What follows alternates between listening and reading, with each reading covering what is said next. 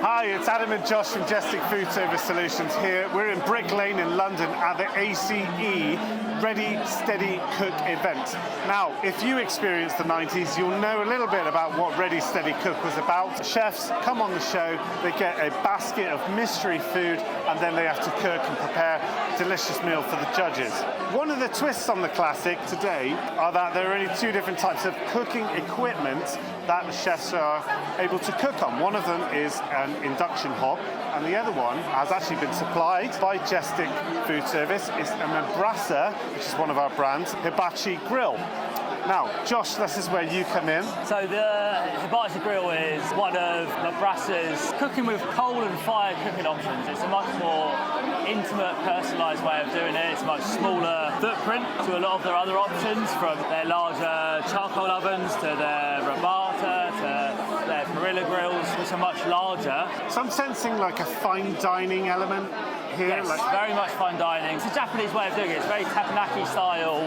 Let's get a bit more personalised with the cooking, and let's let the end user see what they're actually getting and how it was cooked, prepared on their plate. What do you think the chefs might do so that they can kind of take advantage of the charcoal cooking? There's two rounds today.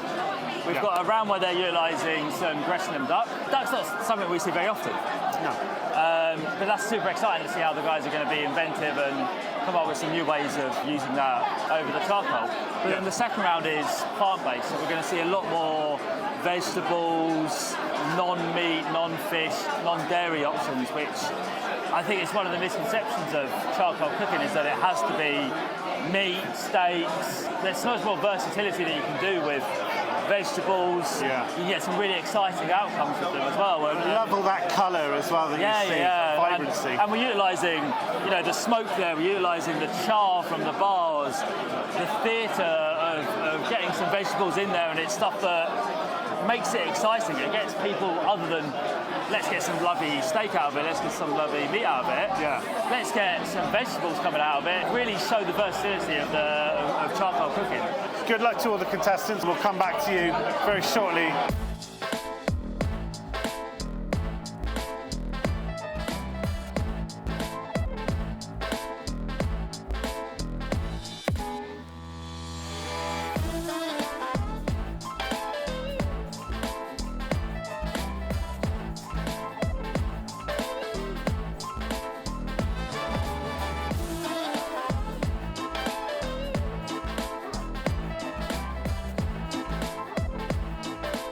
How do you guys think that went? I think when it came down to it, we managed to pull it out of the bag at the right time, so we're really happy. The mystery box was a real good one for us because we got an aubergine, and instead of cooking it directly on the grill, we cooked it in the charcoals, in foil, loads of seasoning. All the flavours are there, all the smokiness is there, the kind of real campfire feel that you get from the open fire cooking. It was really good, it was really enjoyable. The grill itself was really good because we didn't have to get any more extra coals or any sort of like touches with it. We kept it going, moved everything around, getting the embers going. Really good. And now the pressure's off, how do you feel? The dishes that we produced are probably some of the best that we've done in our last couple of weeks of all of our test runs, doing different cooking techniques, seeing what works, what doesn't. This is probably some of our strongest stuff. I think the pressure adds a little bit more of like intensity to what we're doing, or need to get things done faster and more efficiently.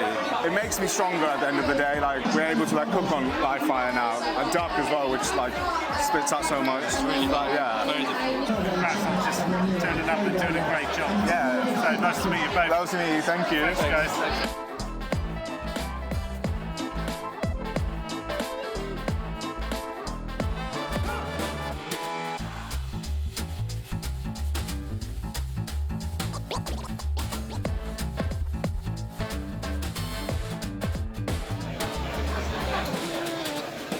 Josh, competition's over today.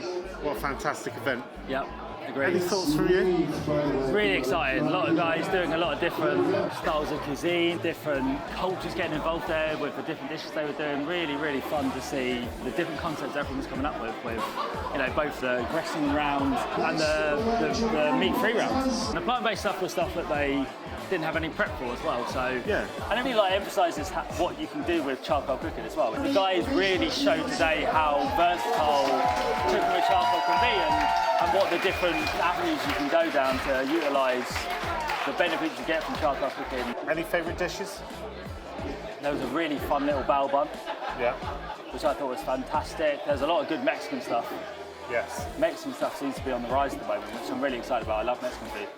Who was the guys that did the whole duck? Yeah. Just like straight on. I And love let's that. utilise the whole ingredient. Guys got given a whole duck to use on that first round, and it was fun seeing how many of them try to use as many parts of the duck there as possible. If you want to try one of these hibachi grills yourself, Josh, what should they do? I would go to info@jestic.co.uk and drop us an email. And actually, we do a lot of these cooking with fire, craftsmen of fire type events, don't we? Yes, we've got one coming up in Manchester actually. Well, excellent. Keep your eye out for future events where we specifically look at cooking with charcoal, cooking with fire, Yep.